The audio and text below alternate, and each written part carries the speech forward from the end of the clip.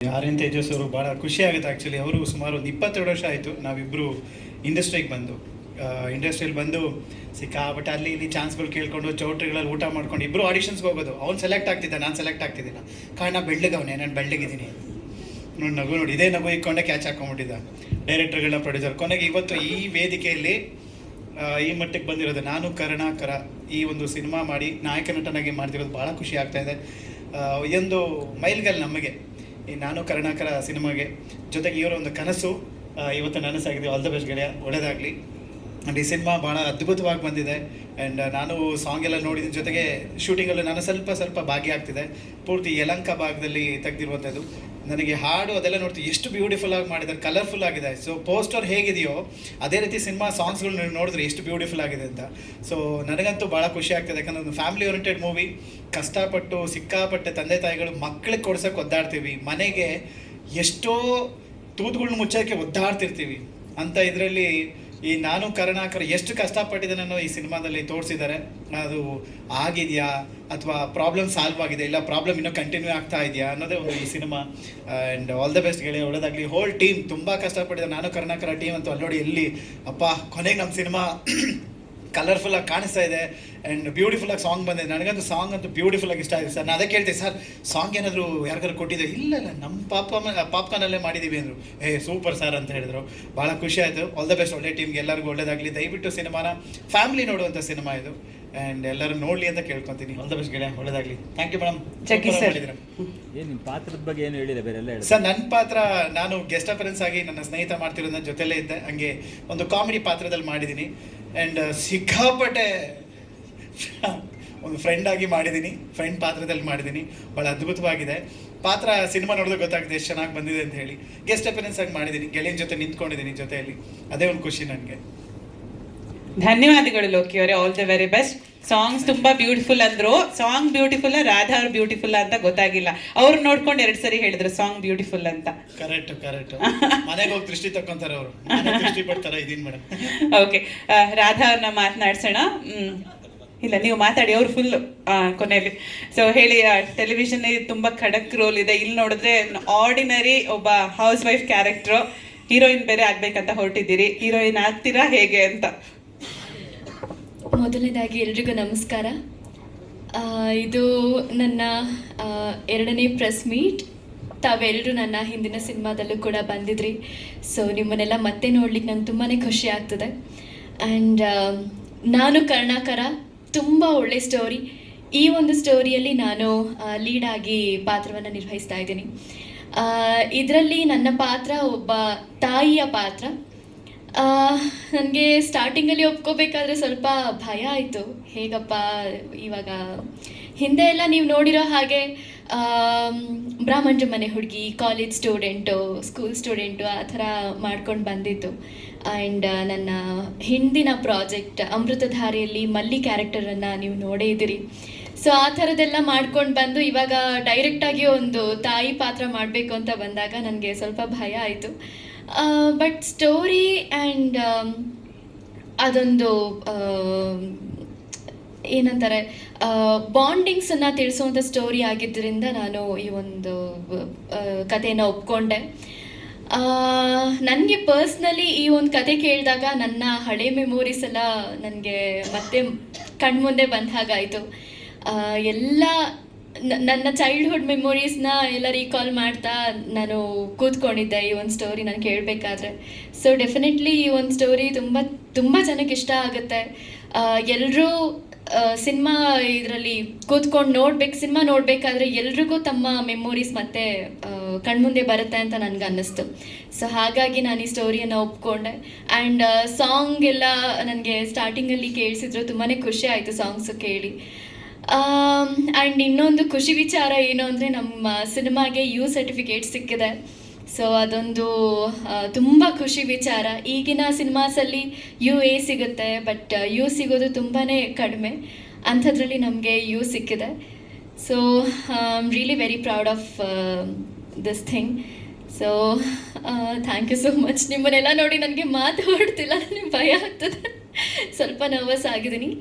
But thank you so much ತಾವೆಲ್ಲರೂ ಇಲ್ಲಿಗೆ ಬಂದಿರೋದಕ್ಕೆ, ನಮ್ಮನ್ನೆಲ್ಲ ಇಷ್ಟು ಸಪೋರ್ಟ್ ಮಾಡ್ತಿರೋದಕ್ಕೆ ತಮ್ಮೆಲ್ರಿಗೂ ತುಂಬ ಋಣಿಯಾಗಿದ್ದೀನಿ. Thank you so much. ಇಲ್ಲ, ನಾನು ತುಂಬ ಚಿಕ್ಕವಳಿದ್ದಾಗ ಒಂದು 3 ವರ್ಷದ ಹುಡುಗಿ ಆಗೋವರೆಗೂ ಅದು ಬೇಕು ಇದು ಬೇಕು ಅಂತ ಕೇಳ್ತಾ ಇದ್ದೆ. ಬಟ್ ಅದಾದಮೇಲೆ ಮನೆ ಕಷ್ಟಗಳನ್ನು ಆ ವಯಸ್ಸಿನಲ್ಲಿ ನನಗೆ ತಿಳ್ಕೊಳಕ್ಕೆ ಸ್ಟಾರ್ಟ್ ಮಾಡಿದೆ. ನಾನೇನು ಕೇಳ್ತಾ ಇರಲಿಲ್ಲ. ನಾನು ಇಲ್ಲಿವರೆಗೂ ನಂಗೆ ಅದು ಬೇಕು ನನಗೆ ಇದು ಬೇಕು ಅಂತ ನಮ್ಮ ಅಪ್ಪ ಅಮ್ಮನ ಹತ್ರ ನಾನು ಯಾವತ್ತೂ ಕೇಳಿದ್ದೇ ಇಲ್ಲ. ಇನ್ನೂ ನನ್ನ ತಮ್ಮ ಕೇಳ್ತಾ ಇದ್ದ, ಬಟ್ ನಾನು ಅಷ್ಟಾಗಿ ಏನೂ ಕೇಳಿಲ್ಲ. ಈ ಸಿನಿಮಾದಲ್ಲಿ ಹೀರೋಯಿನ್ ಆಗಬೇಕು ಅಂತ ಒಂದು ಡೈಲಾಗ್ ಬರುತ್ತೆ. ಸೊ ನೀವು ಹೀರೋಯಿನ್ ಆಗಬೇಕು ಅನ್ನೋ ಕನಸು ಹೊತ್ಕೊಂಡಿರೋ ಪಾತ್ರ ಆಗಿರುತ್ತಾ ಅಂತ? ಸರ್, ಇದೇನಂತ ಅಂದರೆ ಪ್ರತಿಯೊಬ್ಬ ಪೇರೆಂಟ್ಸ್ಗೂ ಕೂಡ ತಂದೆ ಆದಂಥ ಕೆಲವೊಂದು ಕನಸುಗಳನ್ನ ಹೊತ್ಕೊಂಡಿರ್ತಾರೆ. ಬಟ್ ಕೆಲವೊಂದು ಪ್ರೆಷರ್ಗಳಿಂದಾಗಲಿ ಅಥವಾ ಪ್ರಾಬ್ಲಮ್ಸ್ಗಳಿಂದಾಗಲಿ ಅವರು ಆ ಒಂದು ಕನಸನ್ನು ಬದಿಗೊತ್ತಿ ತಮ್ಮ ಫ್ಯಾಮಿಲಿಗೆ ಏನು ಬೇಕು, ತಮ್ಮ ಮಕ್ಕಳಿಗೆ, ತಮ್ಮ ಪಾರ್ಟ್ನರ್ಗೆ, ತಮ್ಮ ತಂದೆ ತಾಯಿಗೆ ಏನು ಬೇಕು ಅದನ್ನು ಮಾಡೋಕ್ಕೆ ಸ್ಟಾರ್ಟ್ ಮಾಡ್ತಾರೆ. ಇಲ್ಲಿ ಈ ಒಂದು ಪಾತ್ರದ ಕೂಡ ಅದೇ ಕಥೆ. ಈ ಒಂದು ಪಾತ್ರ ಅಂತ ಅಲ್ಲ, ತಂದೆ ತಾಯಿ ಇಬ್ಬರದು ಅದೇ ಕಥೆ. ನನಗೇನೋ ಒಂದು ದೊಡ್ಡದಾಗೇನೋ ಮಾಡಬೇಕು, ಸಾಧನೆ ಮಾಡಬೇಕು ಅಂತ ಆಸೆ ಇರುತ್ತೆ. ಬಟ್ ನಮಗಿರುವಂಥ ಕೆಲವೊಂದು ಪ್ರಾಬ್ಲಮ್ಸಿಂದ ನನ್ನ ಮಕ್ಕಳಿಗೋಸ್ಕರ, ನನ್ನ ಗಂಡನಿಗೋಸ್ಕರ ನಾನು ನನ್ನ ಏನಂತಾರೆ ಕನಸುಗಳನ್ನೆಲ್ಲ ಬದಿಗೊತ್ತಿ ಇವ್ರಿಗೋಸ್ಕರ ನಾನು ವರ್ಕ್ ಮಾಡೋಕ್ಕೆ ಸ್ಟಾರ್ಟ್ ಮಾಡ್ತೀನಿ. ಆ್ಯಂಡ್ ನನ್ನ ಗಂಡ ಚೆನ್ನಾಗಿ ಮುಂದುವರಿಲಿ ಅಂತ ಹೇಳಿ ಅವ್ರಿಗೆ ಸಪೋರ್ಟ್ ಮಾಡೋಕ್ಕೆ ನಿಂತ್ಕೊಳ್ತೀನಿ. ಇದು ಜಸ್ಟ್ ಒಂದು ಸ್ಟೋರಿ ಅಲ್ಲ, ಪ್ರತಿಯೊಬ್ಬರ ಮನೆ ಕಥೆ ಇದು. ಎಲ್ಲರಿಗೂ ಕೂಡ ಒಂದಲ್ಲ ಒಂದು ಆಸೆ ಇದ್ದೇ ಇರುತ್ತೆ. ಬಟ್ ಕಾರಣಾಂತರಗಳಿಂದ ಅದನ್ನು ಪೂರೈಸ್ಕೊಡೋಕ್ಕಾಗಿರೋದಿಲ್ಲ. ಈಗ ಸೀರಿಯಲಿಂದ ಸಿನಿಮಾ ಬರಬೇಕಾದ್ರೆ ಹೀರೋಯಿನಾಗಿ ಒಂದಷ್ಟು ಸಿನಿಮಾ ಮಿಂಚಬೇಕು, ಆಮೇಲೆ ಬೇರೆ ಬೇರೆ ಪಾತ್ರ ಮಾಡಬೇಕು ಅಂತಾರೆ. ಬಟ್ ನೀವು ಬರ್ತಿದ್ದಂಗೆ 2ನೇ ಸಿನಿಮಾ ಅಂದರೆ ಆಲ್ರೆಡಿ ತಾಯಿ ಪಾತ್ರ ಒಪ್ಕೊಂಡ್ರಲ್ಲ, ಅದ್ರದ್ದು ಚೇಂಜ್ ಓವರ್ ಹೇಗೆ ಅಂತ? ಸರ್, ಇಲ್ಲ, ಇದು ನನ್ನ 5ನೇ ಸಿನಿಮಾ. ಸೊ ಇಲ್ಲಿವರೆಗೂ ಇದು ಭಾರ್ಗವಿ LLB ಬಂದು ನನ್ನ 10ನೇ ಸೀರಿಯಲ್ ಆಗಿದೆ. ಆ್ಯಂಡ್ ಇದು ನನ್ನ 5ನೇ ಸಿನಿಮಾ. ಸೊ ನನಗೆ ಎಲ್ಲ ಕಷ್ಟಗಳನ್ನು ನಾನು ನೋಡ್ಕೊಂಡು ಬಂದಿರೋ ಅಂಥವಳು, ಒಂದೇ ಸಲ ಜಂಪ್ ಆದವಳಲ್ಲ. ನನಗೆ ಒಬ್ಬ ನಟಿಯಾಗಿ ಯಾವ ಪಾತ್ರನಾದರೂ ಕೊಟ್ಟರು ನಾನು ಅದನ್ನು ನೀಟಾಗಿ ನಿಭಾಯಿಸ್ತೀನಿ ಅನ್ನೋ ಒಂದು ಕಾನ್ಫಿಡೆನ್ಸ್ ಬಂದಿದೆ. ಸೊ ಅದರ ಮೇಲೆ ನಾನು ಪಾತ್ರಗಳನ್ನ ಒಪ್ಕೊಳ್ತೀನಿ ಸರ್. ಆ್ಯಂಡ್ ಮೋರ್ ಓವರ್ ಇದನ್ನು ಒಪ್ಕೋಬಾರ್ದು ಅದನ್ನು ಒಪ್ಕೋಬಾರ್ದು ಅನ್ನೋದಕ್ಕಿಂತ ಒಂದು ಸ್ಟೋರಿ ವೇಟೇಜ್ ನೋಡಿ, ಆ ಒಂದು ಪಾತ್ರದ ವೇಟೇಜ್ ನೋಡಿ ಕಲಾವಿದರು ಒಪ್ಕೊಂಡ್ರೆ ತುಂಬ ಒಳ್ಳೆಯದು ಅಂತ ನಾನು ಭಾವಿಸ್ತೀನಿ. ಆ್ಯಂಡ್ ಇಲ್ಲಿ ಏನೋ ಕಿಸಿಂಗ್ ಸೀನ್ ಇದೆಯೋ ಅಥವಾ ರೊಮ್ಯಾನ್ಸ್ ಸೀನ್ ಇದೆಯೋ ಅಥವಾ ಅರ್ಧಂಬರ್ಧ ಬಟ್ಟೆ ಹಾಕ್ಕೊಂಡು ಆ ಥರದ್ದೆಲ್ಲ ಇದೆಯೋ, ಆ ಥರದ್ದೆಲ್ಲ ಯೋಚನೆ ಮಾಡೋದಕ್ಕೆ ಅದೇನೂ ಇಲ್ಲ. ಇದು ಒಂದು ತಾಯಿ ಪಾತ್ರ. ತಾಯಿ ಅನ್ನೋದು ತುಂಬ ವೇಟೇಜ್ ಇರುವಂಥ ಒಂದು ಕ್ಯಾರೆಕ್ಟರ್. ಆ ಒಂದು ಪಾತ್ರ ಮಾಡೋಕ್ಕೆ ಅಷ್ಟೊಂದು ಯೋಚನೆ ಮಾಡಬೇಕಾಗಿ ಬರಲಿಲ್ಲ ಸರ್ ನನಗೆ. ಸೊ ತುಂಬ ಇಷ್ಟಪಟ್ಟು ಕಷ್ಟಪಟ್ಟು ಮಾಡಿರುವಂಥ ಪಾತ್ರ ಇದು. ಏಕೆಂದರೆ ಒಂದು ಮಾತು ಹೇಳ್ತಾರೆ, ಒಬ್ಬ ತಾಯಿ ಆದರೆ ಮಾತ್ರ ಆ ಒಂದು ತಾಯಿ ಕಷ್ಟ ಗೊತ್ತಾಗುತ್ತೆ, ಆ ಒಂದು ಫೀಲ್ ಬರುತ್ತೆ ಅಂತ ಹೇಳಿ. ಬಟ್ ತಾಯಿ ಆಗದೇನೆ ಆ ಒಂದು ಇದನ್ನು ಪಾತ್ರವನ್ನು ಅನುಭವಿಸಿ ಮಾಡೋದು ತುಂಬ ಕಷ್ಟಕರವಾದ ಕೆಲಸನೇ. ಈ ಪಾತ್ರ ಮಾಡಬೇಕಾದ್ರೆ ನಾನು ನನ್ನ ತಾಯಿನ ನೆನೆಸ್ಕೊಂಡೇ ಮಾಡಿದ್ದೀನಿ. ಸ್ವಲ್ಪ ಕಷ್ಟ ಆಯಿತು. ಬಟ್ ನಮ್ಮ ಟೀಮ್ ಅವರೆಲ್ಲ ಸೇರಿಕೊಂಡು ಇದು ಈ ಥರನೇ ಬರಬೇಕು ಅಂತ ಹೇಳಿ ತುಂಬ ಒತ್ತು ಕೊಟ್ಟು ಮಾಡಿರುವಂಥ ಪಾತ್ರ ಇದು. ಸೊ ತುಂಬ ಖುಷಿಯಿಂದ ಮಾಡಿದ್ದೀನಿ ಈ ಪಾತ್ರನ. ನಿಮ್ಮ ಸೀರಿಯಲ್ ಫ್ಯಾನ್ ಫಾಲೋವರ್ಸ್ ಅಥವಾ ನಿಮ್ಮ ಫ್ಯಾನ್ ಫಾಲೋವರ್ಸ್ ಯಾರಿದ್ದಾರೆ ಅವರೆಲ್ಲರನ್ನೂ ಬರ್ಮಾಡ್ಕೊಳ್ಳೋದಕ್ಕೆ ಏನಾದ್ರು ಬೇರೆ ನೀವೇನಾದ್ರು ಐಡಿಯಾ ಮಾಡ್ಕೊಂಡಿದ್ದೀರಾ? ಸ್ಟ್ರಾಟಜಿ ಥರ ಅಥವಾ ಪ್ಲ್ಯಾನ್ ಔಟ್ ಇದೆಯಾ ಅಂತ ನಿಮ್ಮ ಫ್ರೆಂಡ್ ಸರ್ಕಲ್ಸ್ಗಳನ್ನ? ಹೌದು, ಎಲ್ಲರಿಗೂ ನನ್ನ ಮೇಲೆ ತುಂಬಾ ಪ್ರೀತಿ ಇದೆ. ಸೊ ಖಂಡಿತವಾಗ್ಲೂ ಎಲ್ಲರೂ ಬರ್ತಾರೆ. ನನ್ನ ನನಗೆ ಫ್ರೆಂಡ್ಸ್ ಸ್ವಲ್ಪ ಕಮ್ಮಿ, ಮಾತು ಸ್ವಲ್ಪ ಕಮ್ಮಿನೇ ನಂದು. ಸೊ ಹಾಗಾಗಿ ನನಗೆ ಗೊತ್ತಿರೋರು ಎಲ್ರಿಗೂ ನಾನು ಎಲ್ಲರನ್ನೂ ಕರೆದಿದ್ದೀನಿ. ಸೊ ಎಲ್ಲರೂ ನನ್ನ ಮೇಲೆ ಆ ಒಂದು ಪ್ರೀತಿ ಅಭಿಮಾನಕ್ಕಾದರೂ ಬಂದೇ ಬರ್ತಾರೆ, ಸಪೋರ್ಟ್ ಮಾಡೇ ಮಾಡ್ತಾರೆ ಅಂತ ಭಾವಿಸ್ತೀನಿ sir. Thank you so much. Thank you Radha, all the very best. ಒಳ್ಳೇದಾಗಲಿ. ನಾನು ಕರುಣಾಕರ ತಮಗೆ ಒಳ್ಳೆ ಹೆಸರು ತಂದ್ಕೊಡ್ಲಿ ಅಂತ ನಾವು ಆಶಿಸ್ತೇವೆ. Thank you so much. ಎಸ್ತಾನ ಆರ್ಯನ್ ತೇಜಸ್ ಅವ್ರ ಹತ್ರ ಬರ್ತೀನಿ. ರಂಗಭೂಮಿ ಆದಮೇಲೆ ಕಿರುತೆರೆಯಿಂದ ಹಿರಿತೆರೆ 2ನೇ ಸಿನಿಮಾ ನಿರ್ದೇಶನ, ನಾಯಕ ನಟನಾಗಿ ಕಾಣಿಸ್ಕೊಳ್ತಿದ್ರಿ. ಏನು ಹೇಳ್ತೀರಿ ನಾನು ಕರುಣಾಕರದ ಬಗ್ಗೆ? ಇಲ್ಲಿ ನಿರ್ದೇಶಕನೂ ಹೌದು, ನಾಯಕ ನಟನೂ ಹೌದು, ಎರಡೂ ಜವಾಬ್ದಾರಿ ಬಗ್ಗೆ ತಮ್ಮ ಮಾತು. ಮೊದಲಿಗೆ ಎಲ್ರಿಗೂ ನಮಸ್ಕಾರ. ಮನೆ ದೇವರಾದಂಥ ಕಾಲಭೈರವ, ಗುರು ರಾಘವೇಂದ್ರ, ಹಾಗೆ ತಂದೆ ತಾಯಿ, ಹಾಗೆ ನಿರ್ಮಾಪಕರು, ಹಾಗೆ ಮಾಧ್ಯಮ ಮಿತ್ರರ ಆಶೀರ್ವಾದ ಪಡಿತಾ ನನ್ನ ಮೊದಲನೇ ಭಾಷಣ ಇವತ್ತಿಷ್ಟು ಜನ ಮುಂದೆ ಮಾತಾಡ್ತಾ ಇದ್ದೀನಿ. ನನಗೆ ತುಂಬ ಖುಷಿ ಆಗ್ತಾ ಇದೆ. ಸೊ ಸುಮಾರು ಒಂದು 20 ವರ್ಷದ ಒಂದು ಸ್ಟ್ರಗಲು ಇವತ್ತು ನಾನು ಕರ್ಣಕರಾಗಿ ಎಲ್ಲರೂ ಮುಂದೆ ಬಂದು ನಿಂತಿದ್ದೀನಿ. ಇದು ಒಂದು ಪ್ರತಿಯೊಬ್ಬ ಫಿಲಿಮ್ ಮೇಕರ್ನ ಒಂದು ಕನಸು. ಆ ಕನಸು ಎಲ್ಲೂ ಕೂಡ ದಾರಿ ತಪ್ತಾನೆ ಇಷ್ಟು ವರ್ಷ ಆದ್ರೂ ಕೂಡ ಅದನ್ನು ನಿಧಾನವಾಗಿ ತಗೊಂಡು ಬಂದು ಇವತ್ತು ಈ ವೇದಿಕೆ ಮೇಲೆ ಬಂದು ನಿಂತು ಸೊ ನಿಮ್ಗಳ ಮೂಲಕ ಹಲವಾರು ಸ್ಕ್ರೀನ್ಗಳಲ್ಲಿ ನಾನು ಕರ್ಣಕರ ಬರ್ತಾ ಇದ್ದೀವಿ. ಈ ನಾನು ಕರ್ಣಕರ ಸಿನಿಮಾ ಇದು ನಮ್ಮ ಸಿನಿಮಾ ಅನ್ನೋದಕ್ಕಿಂತ ಇದು ನಿಮ್ಮ ಸಿನಿಮಾ. ಪ್ರತಿ ಮನೆಯಲ್ಲೂ ಕೂಡ ನಡೆಯುವಂಥ ಒಂದು ಸಿನಿಮಾ ಇದು. ಸೊ ಪ್ರತಿ ಮನೆಯಲ್ಲೂ ಕೂಡ ಒಬ್ಬರು ಕರ್ಣಕರ ಇರ್ತಾರೆ, ಪ್ರತಿ ಮನೆಯಲ್ಲೂ ಕೂಡ ಮಮತಾ ಇರ್ತಾರೆ, ಹಾಗೆ ಟಾರ್ಚರ್ ಕೊಡೋ ಅಂಥ ಮಕ್ಕಳು ಕೂಡ ಇರ್ತಾರೆ. ಸೊ ಒಂದು ಬ್ಯೂಟಿಫುಲ್ ಆಗಿರೋ ಒಂದು ಇದು ಕತೆ. ಈ ಸಿನಿಮಾ ನಂದು 2ನೇ ಸಿನಿಮಾ ಇದು ಡೈರೆಕ್ಷನಲ್ಲಿ. ಸೊ ಮೊದಲನೇ ಮೂವಿ ಪಾರ್ಕ್ ರೋಡ್ 100 ರೂಪಾಯಿ ಅಂತೇಳಿ ಒಂದು ಚಿಲ್ಡ್ರನ್ಸ್ ಬೇಸ್ ಮೇಲೆ ಮೂವಿ ಮಾಡಿದ್ದು. ಸೊ ಈ ಒಂದು ಸಿನಿಮಾ ಮಾಡಬೇಕಾದ್ರೆ ಆಗಲೇ ಸಂತೋಷ್ ಅವರು ಹೇಳ್ತಾ ಇದ್ರು, ನಾವು ಅವರು ಕೂಡ ಗೆಳೆಯರು. ಸುಮಾರು ಒಂದು 20-25 ಕಿಲೋಮೀಟ್ರ್ ನಾವು ವೀಕ್ಲಿ ಒನ್ಸ್ ವಾಕ್ ಮಾಡಬೇಕಾದ್ರೆ ಅವ್ರಿಗೂ ನಮಗೂ ಸಿನಿಮಾ ಒಡನಾಟ ಸ್ವಲ್ಪ ಮಾತುಕತೆ ಆಗ್ತಾ ಒಂದು ಕಂಟೆಂಟ್ನ ನಾನು ಹೇಳಿದೆ. ಆವಾಗ ಅದನ್ನು ಡೆವಲಪ್ ಮಾಡಿ ಅಂತಂದ್ರು. ಆ ಡೆವಲಪ್ಪು ಇವತ್ತು ಇಲ್ಲಿವರೆಗೂ ಬಂದು ನಿಂತಿದೆ. ಸೊ ಭಯ ಆಗ್ತಾ ಇದೆ ಫಸ್ಟ್ ಟೈಮು.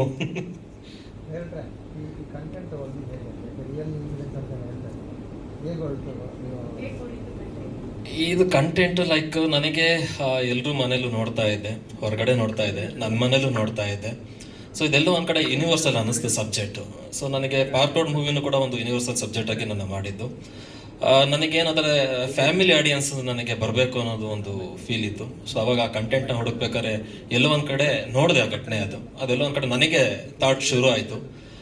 ಅದ್ರದ್ದು ಪ್ರೋಸೆಸ್ ಮಾಡ್ತಾ ಹೋಗ್ತಾ ಇರ್ಬೇಕಾದ್ರೆ ಹಲವಾರು ವಿಷಯಗಳು ಸಿಗ್ತಾ ಹೋಯ್ತು, ಟ್ರೂ ಇನ್ಸಿಡೆಂಟ್ಗಳು ಸಿಗ್ತಾ ಹೋಯ್ತು. ಹೌದಲ್ವ, ಇದು ನಮ್ಮ ಕತೆಗೂ ಕೂಡ ಇದು ಎಲ್ಲೋ ಒಂದು ಕಡೆ ಕನೆಕ್ಷನ್ಸ್ ಇದೆ.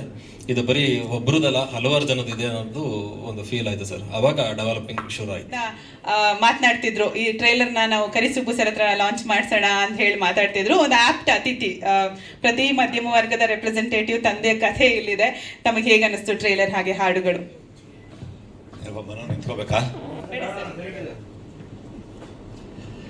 ಎಲ್ರಿಗೂ ನಮಸ್ಕಾರ. ನಾನಿಲ್ಲಿ ಗೆಸ್ಟ್ ಅಲ್ಲ, ನಾನು part of the team. My Popcorn Films ಭಾಳ ಒಳ್ಳೆ ಹೆಸರು, ನಾನು ಕರುಣಾಕರ. ಈಗಿನ ಇತ್ತೀಚೆಗೆ ಬರ್ತಾ ಇರೋ ಸಿನಿಮಾ ಟೈಟಲ್ಸ್ ನೋಡಿದ್ರೆ ಒಂದು ಫ್ಯಾಮಿಲಿ ಟೈಟಲ್, ಒಂದು ಫ್ಯಾಮಿಲಿ, ಅಪ್ಪ ಅಮ್ಮ ಮಕ್ಕಳು, ತಂದೆ ತಾತ ಅಜ್ಜಿ ಎಲ್ಲ ಬಂದು ಇಡೀ ಫ್ಯಾಮಿಲಿ ಕೂತು ನೋಡುವಂಥ ಒಂದು ಸಿನಿಮಾ ಈ ಕಾಲಘಟ್ಟದಲ್ಲಿ ಬರ್ತಾ ಇರೋದು ಭಾಳ ಕಡಿಮೆ ಆ ಥರ ಒಂದು ಫ್ಯಾಮಿಲಿ ಸಿನಿಮಾ. ಸೊ ಆರ್ಯ ತೇಜಸ್ ಆ ಥರ ಒಂದು ಕತೆ ಮಾಡಿಕೊಂಡು ಸ್ವತಃ ನಿರ್ದೇಶನ ಮಾಡಿಕೊಂಡು ಮುಖ್ಯ ನಾಯಕನ ಪಾತ್ರ ಮಾಡಿ ಅವರಿಗೆ ಬೆನ್ನೆಲುಬಾಗಿ ನಿಂತ ಸಂತೋಷ್ ಸುರೇಶ್ ಭಾಳ ಅಚ್ಚುಕಟ್ಟಾಗಿ ಸಿನಿಮಾ ಮಾಡಿದ್ದಾರೆ. ಅವರ ಹೆಂಡತಿ ಪಾತ್ರ, ನಾಯಕಿ ಪಾತ್ರ ರಾಧಾ ಭಗವತಿ. ನಾನು ಬೇರೆ ಸೀನ್ಗಳು ನೋಡಿಲ್ಲ, ಟ್ರೈಲರ್ ನೋಡಿದೆ. ಮತ್ತು ಸಾಂಗು ತುಂಬ ಚೆನ್ನಾಗಿ ವರ್ಕೌಟ್ ಮಾಡಿದ್ದಾರೆ, 3 ಸಾಂಗು. ಒಬ್ಬ ಚಿತ್ರ ನಿರ್ದೇಶಕ ಹೇಗೆ ಹಣಕಾಸಿನ ತೊಂದರೆ ಮತ್ತು ಒಂದು ಫ್ಯಾಮಿಲಿ ಮದುವೆ ಮಾಡಿಕೊಂಡು ಒಂದು ಮಗುವಾಗಿರುತ್ತೆ, ಹೇಗೆ ತೊಳೆದಾಡ್ತಾನೆ ತನ್ನ ಕುಟುಂಬನ ಮುನ್ನಡೆಸ್ಕೊಂಡು ಹೋಗೋದಕ್ಕೆ ಅನ್ನೋದೇ ಈ ಚಿತ್ರದ ಕತೆ. ನನ್ನ ಕತೆ ಬಂದು ಹೇಳಿದಾಗ ಭಾಳ ಇಷ್ಟ ಆಯಿತು. ನಾನು ಈ ಚಿತ್ರದಲ್ಲಿ ಒಬ್ಬ ಪೈಂಟ್ ಮಾಡುವಂಥ ಮೇಸ್ತ್ರಿ. ಸೊ ಕೊನೆಗೆ ಒಬ್ಬ ಒಳ್ಳೆ ಪೈಂಟರ್ ಅಂತ ಒಬ್ಬ ಕಲಾವಿದ ನಿರ್ದೇಶನ ಮಾಡಬೇಕು ಅಂತ ಹೊರಡ್ತಾನೆ. ಅವನಿಗೆ ಹೇಗೆಲ್ಲ ತನ್ನ ಜೀವನದಲ್ಲಿ ತೊಡಕುಗಳನ್ನ ಅನುಭವಿಸ್ತಾನೆ ಅನ್ನೋದು ಕೊನೆಗೆ ನನ್ನ ಹತ್ರ ಒಂದು ಪೈಂಟ್ ಕೆಲಸಕ್ಕೂ, ಬಿಲ್ಡಿಂಗ್ ಪೈಂಟ್ ಕೆಲಸ ಮಾಡೋದಕ್ಕೂ ನಾವು ಮೇಸ್ತ್ರಿಗೆ ಅವನ ವ್ಯಾಲ್ಯೂ ಗೊತ್ತಿರೋದಿಲ್ಲ. ಇಲ್ಲೂ ಬಣ್ಣ ಬಿಡಿಸ್ತೀಯ, ಅಲ್ಲೂ ಬಣ್ಣ ಬಿಡಿಸ್ತೀಯ, ಪಾಪ ಬಣ್ಣ ಹೊಡಿ ಅಂದ್ಬಿಟ್ಟು ಕರ್ಕೊಂಡೋಗಿ ಹೇಗಿದ್ರು ಕೂಲಿ ಬರುತ್ತೆ, ನಿನ್ನ ಕೆಲಸ ಗೊತ್ತಿದೆ ಅಂತಂದ್ಬಿಟ್ಟು ಬಿಲ್ಡಿಂಗ್ ಬಣ್ಣ ಹೊಡಿಸ್ತೀನಿ. ಈ ಥರ ಒಂದು ಪಾತ್ರ ನಂದು. ಸೊ ಭಾಳ ಅಚ್ಚುಕಟ್ಟಾಗಿ ಪ್ಲ್ಯಾನ್ ಮಾಡಿಕೊಂಡು ನನ್ನ ಸೀನ್ಗಳನ್ನೆಲ್ಲ ಭಾಳ ನೀಟಾಗಿ ಮುಗಿಸ್ಕೊಂಡ್ರು. ಹೇಳಿದ ಟೈಮ್ಗೆ, ಹೇಳಿದ ರೀತಿ. ನಿರ್ಮಾಪಕರಿಗೆ ನಿರ್ಮಾಪಕರು ಬರೀ ನಿರ್ಮಾಪಕರಲ್ಲ, ಒಂದು ಟೀಮ್ನಲ್ಲಿ ಒಬ್ಬ ಟೆಕ್ನಿಷಿಯನ್ ಆಗಿ ಸಂತೋಷ್ ಅವರು ಕೆಲಸ ಮಾಡಿದ್ದಾರೆ ಈ ಟೀಮ್ನಲ್ಲಿ. ನಾನು ಶೂಟಿಂಗ್ ಟೈಮ್ನಲ್ಲಿ ಅವ್ರನ್ನ ನೋಡಿದೆ. ಅವರ ಇಂಟ್ರೆಸ್ಟು ಮತ್ತು ಎಂಥೂಸಿಸಮ್ಮು ಎಲ್ಲನೂ ಈ ಚಿತ್ರ ಚೆನ್ನಾಗಿ ಮೂಡ್ ಬಂದಿದೆ ಅಂತ ನಾನು ಅಂದ್ಕೊಳ್ತೀನಿ ಈಗ ಟ್ರೈಲರ್ ನೋಡಿದ್ಮೇಲೆ ಮತ್ತು ಸಾಂಗ್ಗಳು ನೋಡಿದ್ಮೇಲೆ. So all the best entire team. So ಈ ರೀತಿ ಚಿತ್ರಗಳಿಗೆ ಚಿತ್ರಮಂದಿರಕ್ಕೆ ಜನ ಬರಬೇಕು. ಇವತ್ತಂತೂ ಎಸ್ಪೆಷಲಿ ಸಿಂಗಲ್ ಸ್ಕ್ರೀನ್ಗಳು ನಡೆಯೋದು ತುಂಬ ಕಷ್ಟ ಆಗಿಬಿಟ್ಟಿದೆ. ಆಡಿಯನ್ಸ್ ಕೊರತೆ, ಪ್ರೇಕ್ಷಕರ ಕೊರತೆ ತುಂಬ ಕಾರಣ. ಯಾವುದೋ ವರ್ಷಕ್ಕೆ 1 ಸಿನಿಮಾ 2 ಸಿನಿಮಾ ಗೆಲ್ಲುತ್ತೆ. ಈ ರೀತಿಯ ಸಿನಿಮಾಗಳ ಫ್ಯಾಮಿಲಿ ಮಂದಿ ಮನೆಗೆ ಬಂದು ಚಿತ್ರಮಂದಿರಕ್ಕೆ ಬಂದು ಸಿನಿಮಾಗಳನ್ನ ನೋಡಿ ಹೊಸ ನಿರ್ಮಾಪಕರಿಗೆ, ನಿರ್ದೇಶಕರಿಗೆ ಪ್ರೋತ್ಸಾಹ ಕೊಡಬೇಕು ಅಂತ ನಾನು ನನ್ನ 2 ಮಾತುಗಳನ್ನ ಮುಗಿಸ್ತೀನಿ. ನಮಸ್ಕಾರ. ಧನ್ಯವಾದಗಳು Karisubbu sir, thank you so much. ನಾನು ಸುಹಾಸ್ ಅವ್ರನ್ನ ಮಾತನಾಡಿಸ್ತೀನಿ ಟೆಕ್ನಿಕಲ್ ಟೀಮಿಂದ. ಎಡಿಟ್ರು ಈಗಲೂ ಫೋನಲ್ಲೇ ಏನೋ ಎಡಿಟ್ ಮಾಡ್ತಿದ್ದಾರೆ. ನಾನು ಕರುಣಾಕರ ಬಗ್ಗೆ ಏನು ಹೇಳ್ತೀರಿ? ಮ್ಯಾಕ್ಸಿಮಮ್ ಎಲ್ಲ ಟೀಮ್ ಮೆಂಬರ್ಸ್ ಕವರ್ ಮಾಡಿದ್ದಾರೆ. ಸಿನಿಮಾ ಚೆನ್ನಾಗಿ ಬಂದಿದೆ, ಎಲ್ಲ ಥಿಯೇಟರ್. ಇನ್ನ ಯಾರು ಮಾತಾಡಿಲ್ಲ, ಕರಿಸುಬ್ಬು ಸರ್ ಮಾತ್ರ ಮಾತಾಡಿದ್ರು. ಸಾರಿ, ಸಿನಿಮಾ ಚೆನ್ನಾಗಿ ಬಂದಿದೆ, ಎಲ್ಲ ಥಿಯೇಟರ್ಸಲ್ಲೇ ಬಂದು ನೋಡಿ ಸಪೋರ್ಟ್ ಮಾಡಿ. ಎಲ್ಲ ಆಲ್ಮೋಸ್ಟ್ ಹೊಸ ಫೇಸಸ್ಸು, ಹೊಸ ಟೆಕ್ನಿಷಿಯನ್ಸು, ಒಂದು ಒಳ್ಳೆ ಪ್ರಯತ್ನ ಮಾಡಿದ್ದೀವಿ. ಎಲ್ಲ ಸಪೋರ್ಟ್ ಮಾಡಿ ಅಂತ ಕೇಳ್ಕೊತೀನಿ ಅಷ್ಟೇ. Thank you so much sir, ತುಂಬ ಜೆನ್ಯೂನ್ ಆಗಿದ್ದೀರಾ. ವೈಭವ್ ಸರ್ಗೆ ಮೈಕ್ ಕೊಡಿ sir. Vaibhav sir, Karisubbu sir ಹೇಳಿದ ಹಾಗೆ ಒಳ್ಳೊಳ್ಳೆ ಸಿನಿಮಾಗಳು ಒಂದೊಳ್ಳೆ ಟೈಟಲ್ ಮೂಲಕ ಬರ್ತಿದೆ ಅಂತ ಹೇಳ್ತಾರೆ. ಈ ಕಥೆ ಕೇಳಿದಾಗ ಈ ಸಿನಿಮಾ ಯಾಕೆ ಮಾಡ್ಬೇಕು ಅನ್ನಿಸ್ತು? ನಾನು ಕರುಣಾಕರ ಬಗ್ಗೆ ಏನು ಹೇಳ್ತೀರಿ? ಎಲ್ಲರಿಗೂ ನಮಸ್ತೆ. ತುಂಬ ವರ್ಷಗಳ ಕಾಲ ಒಂದು ಕನಸಿತ್ತು ನನಗೆ, ನಾನು ಒಂದು ಸಿನಿಮಾ ಮಾಡಬೇಕು ಅಂತ. ಹಲವಾರು ಸಿನಿಮಾ ನೋಡ್ತಿದ್ದೆ. ಅದರಿಂದ ಆ ಕನಸೇನಾಯಿತು ಅಂದರೆ, ಒಂದು ಚಿಕ್ಕ ಮಕ್ಕಳಿಂದ ದೊಡ್ಡವ್ರ ತನಕ ಕೂತು ಒಂದು ಸಿನಿಮಾ ಮಾಡಬೇಕು ಅಂತ ಅನಿಸಿತ್ತು. ಆ ಕಥೆನ ಈ ನಮ್ಮ ಆರ್ಯನ್ ತೇಜಸ್ ಅವ್ರು ಕೊಟ್ಟರು. ತುಂಬ ಇಷ್ಟ ಆಯಿತು ಕತೆ ಕೇಳಿ. ಅದರಿಂದ ನಾನು ಮತ್ತು ನಮ್ಮ ನಮನ್ ನಾರಾಯಣ್ ಇಬ್ಬರು ಸೇರಿ ಈ ಸಿನಿಮಾ ಮಾಡೋಣ ಅಂತ ಮಾಡಿದ್ವಿ. ಎಲ್ಲರೂ ಸಹಕರಿಸಿ, ಇದೇ ಥರ ಸಹಕರಿಸಿದ್ರೆ ನೆಕ್ಸ್ಟ್ ಇನ್ನೂ ಒಂದು ಬೇರೆ ಸಿನಿಮಾ ಮಾಡೋ ರೀತಿ ಸಹಕರಿಸಿ ಅಂತ ಕೇಳ್ಕೊಳ್ತಾ ಇದ್ದೀನಿ. ವೈಭವ್ ಸರ್, ಅಲ್ಲಿ ತಾವೇನು ಕೆಲಸ ಮಾಡೋದು? ನಾನು ಹೋಟೆಲ್ ಬಿಸ್ನೆಸ್ ಇದೆ, ಪತ್ರಿಕೋದ್ಯಮದಲ್ಲಿ ಇದ್ದೀನಿ ನಾನು. ಓಕೆ. ಈ ಸಿನಿಮಾ ಮಾಡಬೇಕು ಅನ್ಸಿದ್ದೆ ಯಾಕೆ ತಮಗೆ? ಸಿನಿಮಾ ಅಂದರೆ ಈಗ ಒಂದು ತಂದೆ ತಾಯಿ, ಮೈಕ್ ಚೂರ್ ಹೈಟ್ ಇಟ್ಕೊಳ್ಳಿ ಸರ್. ಈಗೇನಾಗುತ್ತೆ ಅಂದರೆ, ಒಂದು ಮಕ್ಕಳು, ಒಂದು ಚಿಕ್ಕ ಮಕ್ಕಳು ತಂದೆಗೆ ಏನು ಕಷ್ಟ ಕೊಡ್ತವೆ, ಒಂದು ತಂದೆ ಆ ಮಗುಗಾಗಿ ಏನು ಕಷ್ಟಪಡ್ತಾರೆ, ಅದಕ್ಕೋಸ್ಕರ ಒಂದು ಚಿತ್ರನ ಮಾಡಿದ್ವಿ ಇದನ್ನು ಸರ್. ತಾವೇನಾದ್ರು ಆ್ಯಕ್ಟ್ ಮಾಡಿದ್ದೀರಾ? ಇಲ್ಲ, ನಾನು ಆ್ಯಕ್ಟ್ ಮಾಡಿಲ್ಲ ಸರ್. ಆ್ಯಕ್ಟ್ ಮಾಡಬೇಕು ಅಂತ ಆಸೆ ಇತ್ತಾ ಏನಾದರೂ? ಆ್ಯಕ್ಟು ನನಗೇನು ಬೇಡ ಅಂತ ಅನಿಸಿತ್ತು. ನೆಕ್ಸ್ಟ್ ಸಿನಿಮಾದಲ್ಲಿ ಆ್ಯಕ್ಟ್ ಮಾಡ್ತೀನಿ ನಾನು. ಇದು ವಿಷಯ. ಇದು ಟ್ರಯಲ್ ನಿಮ್ಗೆ ಹಂಗಾರೆ? ಹಾಂ, ಅದೇ ಇದು ಟ್ರಯಲ್ ಅವ್ರಿಗಿದು. ಹಾಂ, okay sir, okay. Yes, thank you Vaibhav sir, all the very best. ನಿಮಗೆ ನಾನು ಕರುಣಾಕರ ಒಳ್ಳೆ ಹೆಸರನ್ನ ತಂದ್ಕೊಳ್ಳಿ. ನಮನ್ ಸರ್, ತಾವೇನು ಹೇಳ್ತೀರಿ? ನಾನು ಕರುಣಾಕರ ತಮಗೆ ಹೇಗೆ ಅಪ್ರೋಚ್ ಆಯಿತು? ಸಿನಿಮಾ ತಯಾರಾಗಿದೆ, ಏಪ್ರಿಲ್ 3ಕ್ಕೆ ರಿಲೀಸು, ಏನು ಹೇಳ್ತೀರಿ? ಮೊದಲಿಗೆ ಎಲ್ಲರಿಗೂ ನಮಸ್ಕಾರ. ನಾವು 5 ಗಂಟೆಗೆ ಸ್ಟಾರ್ಟ್ ಮಾಡಬೇಕಿತ್ತು, ಬಟ್ ಸ್ವಲ್ಪ ತಡವಾಯಿತು. ದಯವಿಟ್ಟು ನಮ್ಮ ತಂಡನ ಕ್ಷಮಿಸ್ಕೊಡಿ. ನಾನು ಕರುಣಾಕರ ಈ ಸಿನಿಮಾ ಅಪ್ರೋಚು ಮೊದಲು ನನಗೆ ಆರ್ಯನ್ ತೇಜಸ್ಸು ತುಂಬ ಹಳೆ ಸ್ನೇಹಿತರು. ಇಬ್ಬರು daily walking mates. So weekly ಒಂದು ಸ್ವಲ್ಪ ಲಾಂಗ್ ಮ್ಯಾರಥಾನ್ ಮಾಡ್ತಾಯಿದ್ವಿ, ಒಂದು 25 ಕಿಲೋಮೀಟ್ರು. ಸೊ ಆ ಮೂಮೆಂಟಲ್ಲಿ ಹಲವಾರು ವಿಚಾರಗಳನ್ನ ನಾವು ಡಿಸ್ಕಸ್ ಮಾಡ್ತಾಯಿದ್ವಿ, ಸಿನಿಮಾ ಬಗ್ಗೆ ಇರ್ಬೋದು, ಎಲ್ಲ ವಿಚಾರಗಳು.